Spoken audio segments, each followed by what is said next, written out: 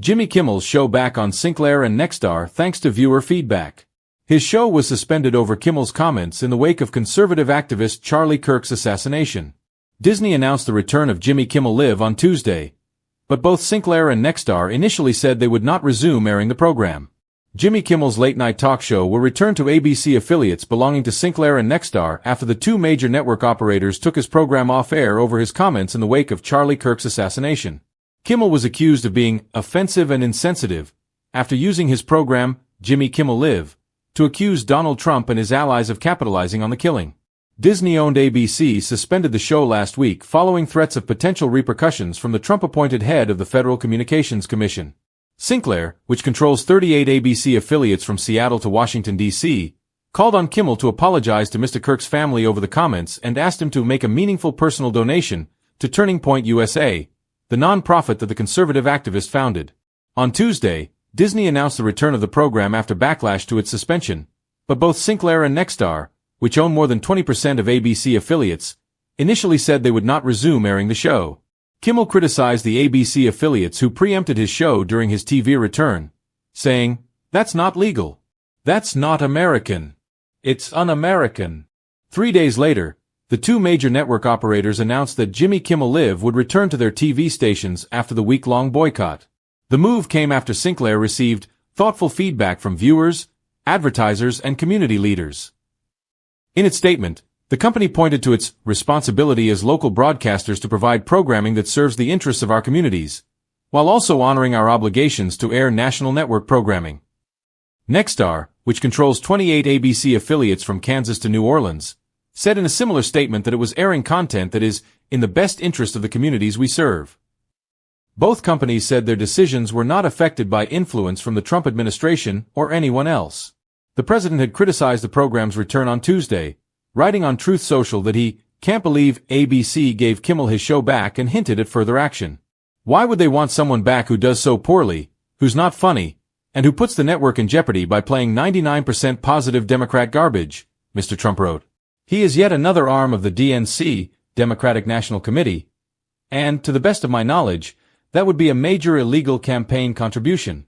I think we're going to test ABC out on this. During Kimmel's first show since being taken off air, the presenter said it was never my intention to make light of Mr. Kirk's death. "I don't think there's anything funny about it," he said as he choked up. "Nor was it my intention to blame any specific group for the actions of what was obviously a deeply disturbed individual. That was really the opposite of the point I was trying to make." Speaking on Tuesday night's show, Kimmel said he understood why the remarks felt either ill-timed or unclear, or maybe both. New episodes of Jimmy Kimmel Live air Monday to Thursday, and Friday night's rerun will be of Tuesday's show, meaning viewers of Sinclair stations will be able to watch Kimmel's emotional return to the air. When Jimmy Kimmel first returned to television after a long hiatus, the entertainment world buzzed. Ratings surged, YouTube clips soared into the tens of millions of views, and social media feeds flooded with memes, soundbites, and that sly, knowing grin only Kimmel can deliver. But behind the scenes, another drama was unfolding. Where exactly would Kimmel's show land in the fragmented, competitive, and sometimes unforgiving landscape of American broadcasting? The answer, as it turns out, lay in an unexpected revival of old partnerships and some strategic maneuvering. Thanks to a renewed distribution deal, Jimmy Kimmel Live has found its way back into millions of homes via Sinclair and Nexstar stations, a development that not only delights fans but reshapes the late-night battleground in surprising ways. A rocky road off the airwaves. Before the announcement, there had been uncertainty. Streaming services had siphoned audiences away from traditional networks. Corporate mergers had shaken up broadcasting rights. And some wondered whether the glory days of late-night television might be over, with younger generations preferring TikTok skits over hour-long shows. For Kimmel, who has long prided himself on blending classic late-night humor with a modern internet sensibility, the absence from Sinclair and Nexstar affiliates represented a serious gap. These groups represent some of the largest collections of local stations in the U.S., stretching across small towns, suburban hubs, and mid-sized cities. Without them, Kimmel risked losing a huge swath of everyday viewers who still flip through channels after the evening news. Fans noticed. "Why can I see Fallon but not Kimmel on my local station anymore?" one Missouri viewer posted on Facebook. "Feels like I'm missing out on half the conversation." Negotiating the comeback. Enter the quiet but powerful world of distribution negotiations. Insiders say that Disney, which produces Kimmel's show through ABC, worked tirelessly to strike a deal with Sinclair and Nexstar. These talks were not simple. Both companies hold enormous sway, owning and operating hundreds of affiliates that beam programming into living rooms nationwide. Carriage agreements are like chess, explained a media analyst from Variety. It's not just about money, it's about timing, leverage, and making sure everyone feels like they're getting a win. The turning point came when Kimmel's return episode shattered expectations, pulling in not just strong linear ratings but explosive digital numbers. Clips from his monologue raced through Twitter, Instagram, and especially YouTube, where he notched millions of views overnight. The buzz was undeniable, and it gave negotiators the momentum they needed. And Nexstar. When the announcement finally dropped, Jimmy Kimmel Live, returning to Sinclair and Nexstar affiliates this fall, the reaction was electric. For many markets, it meant Kimmel would once again air directly after the local evening news, reclaiming the sweet spot where tired parents, college students, and night shift workers all intersect in their viewing habits. Sinclair praised the move as a win for audiences who crave variety and cultural touchstones. Nexstar emphasized the importance of offering premium content that resonates across demographics. Disney, of course, celebrated the restored reach of one of its crown jewels. For Kimmel himself, the return seemed to inspire a playful swagger. On his first night back on these stations, he joked in his monologue, "You know, I'm finally back on Sinclair and Nexstar, which means I can once again annoy people in over 200 markets at the exact same time. What a gift!"